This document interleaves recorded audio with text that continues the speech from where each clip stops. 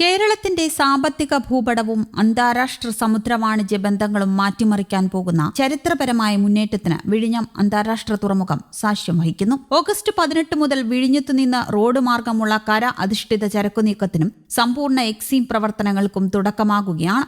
ഇതുവരെ കപ്പലുകളിൽ നിന്ന് കപ്പലുകളിലേക്ക് കണ്ടെയ്നറുകൾ മാറ്റുന്ന ട്രാൻസ്ഷിപ്മെന്റ് ഹബ്ബായി മാത്രം പ്രവർത്തിച്ചിരുന്ന വിഴിഞ്ഞം ഇനി മുതൽ പൂർണ്ണതോതിലുള്ള അന്താരാഷ്ട്ര ചരക്ക് കവാടമായി മാറും. ഓഗസ്റ്റ് 18 മുഖ്യമന്ത്രി വി ഡി സതീശൻ ഔദ്യോഗികമായി പദ്ധതിയുടെ ഉദ്ഘാടനം നിർവഹിക്കും. നിലവിൽ തുറമുഖത്ത് കണ്ടെയ്നർ ഫ്രൈറ്റ് സ്റ്റേഷൻ ഇല്ല. അതിനാൽ കർശന വ്യവസ്ഥകളോടെയാണ് എക്സീം കാർഗോ കൈകാര്യം ചെയ്യാൻ അനുമതി നൽകിയിരിക്കുന്നത്. ഇറക്കുമതി ചെയ്യുന്നവയിൽ ഡയറക്ട് പോർട്ട് ഡെലിവറിക്ക് അർഹതയുള്ള ഫുൾ കണ്ടെയ്നർ ലോഡുകൾക്ക് മാത്രമായിരിക്കും അനുമതി. ഇവ തുറമുഖത്തെത്തി 48 മണിക്കൂറിനുള്ളിൽ ഇറക്കുമതിക്കാരന്റെ കേന്ദ്രത്തിലേക്ക് മാറ്റണം. CFS പ്രവർത്തന സജ്ജമാകുന്നതുവരെ less than container load, loose cargo എന്നിവ അനുവദിക്കില്ല. കയറ്റുമതിയിൽ ഫാക്ടറികളിൽ നിന്ന് സീൽ ചെയ്ത ഫുൾ കണ്ടെയ്നറുകൾക്ക് ഡയറക്ടർ പോർട്ട് എൻട്രി വഴി മാത്രമായിരിക്കും പ്രവേശനം. തുറമുഖ യാർഡിനുള്ളിൽ വെച്ച് സാധനങ്ങൾ പരിശോധിക്കുന്നതിനോ മാറ്റുന്നതിനോ കർശന വിലക്കുണ്ട്.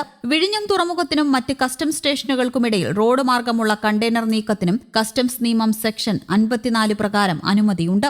അംഗീകൃത ട്രാൻസ്ഷിപ്പർമാരോ കാരിയർമാരോ മുഖേന മാത്രമേ ഇത് നടത്താവൂ. സുരക്ഷ ഉറപ്പാക്കുന്നതിനായി കണ്ടെയ്നർ ട്രക്കുകളിൽ ഹൈ സെക്യൂരിറ്റി സീലുകൾ പതിക്കണം. കൂടാതെ തുറമുഖത്തെ എല്ലാ പ്രവർത്തനങ്ങളും 2018 sea cargo manifest and transhipment regulations പൂർണ്ണമായും പാലിച്ചായിരിക്കണം. ഷിപ്പിംഗ് ലൈനുകൾ, സ്റ്റീമർ ഏജന്റുമാർ, ടെർമിനൽ ഓപ്പറേറ്റർമാർ എന്നിവർ ഐസ് ഗേറ്റ് വഴി നിർബന്ധമായും രജിസ്റ്റർ ചെയ്യണം. തുറമുഖത്തെത്തുന്ന എല്ലാ വ്യക്തികളും, വാഹനങ്ങളും കണ്ടെയ്നറുകളും കസ്റ്റംസ് ഉദ്യോഗസ്ഥരുടെ പൂർണ്ണ നിയന്ത്രണത്തിലായിരിക്കും. കള്ളക്കടത്ത് തടയുന്നതിന്റെ ഭാഗമായി കർശന നിരീക്ഷണം ഏർപ്പെടുത്തും. ട്രാൻസ്ഷിപ്മെന്റ് കാർഗോ, എക്സീം കാർഗോ എന്നിവയ്ക്കായി പ്രത്യേക യാർഡുകൾ സജ്ജമാക്കേണ്ടത് കസ്റ്റോഡിയനായ അദാനി വിഴിഞ്ഞം പോർട്ട് പ്രൈവറ്റ് ലിമിറ്റഡിന്റെ ചുമതലയാണ്. കസ്റ്റംസിന്റെ ഔട്ട് ഓഫ് ചാർജ് ഇല്ലാതെ ഒരു കണ്ടെയ്നർ പോലും തുറമുഖത്തിന് പുറത്തു പോകില്ലെന്ന് കസ്റ്റോഡിയൻ ഉറപ്പാക്കണം. ദേശീയപാതയുമായി ബന്ധിപ്പിക്കുന്ന അപ്രോച്ച് റോഡ് നിർമ്മാണം പൂർത്തിയാവുകയും ദേശീയപാത അതോറിറ്റി ചരക്കു വാഹനങ്ങൾ കടത്തിവിടാൻ അന്തിമാനുമതി നൽകുകയും ചെയ്തതോടെയാണ് കരമാർഗമുള്ള ചരക്കു നീക്കം യാഥാർത്ഥ്യമായത്. എക്സീം സേവനങ്ങളുടെ ഉദ്ഘാടനത്തോടൊപ്പം സംസ്ഥാന സർക്കാരിന്റെ ദീർഘകാല മാരിടൈം വികസന പദ്ധതിയായ മിഷൻ സമുദ്ര ഔദ്യോഗികമായി പ്രഖ്യാപിക്കും. ആഗോള ഷിപ്പിംഗ് കമ്പനികൾ, ലോജിസ്റ്റിക് പങ്കാളികൾ, നിക്ഷേപകർ, വ്യവസായ പ്രമുഖർ എന്നിവരെ പങ്കെടുപ്പിച്ച്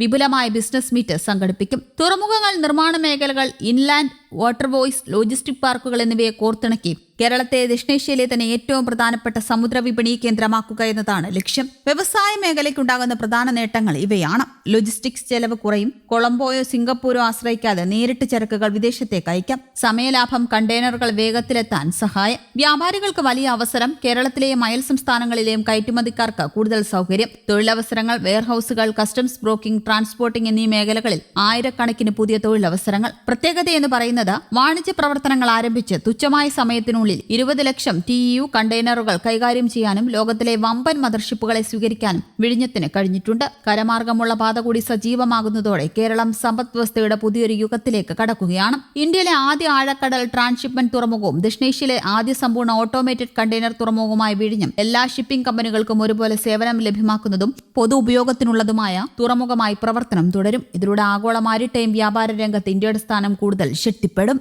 ന്യൂസ് ഡെസ്ക്, കേരള കൗമുദി.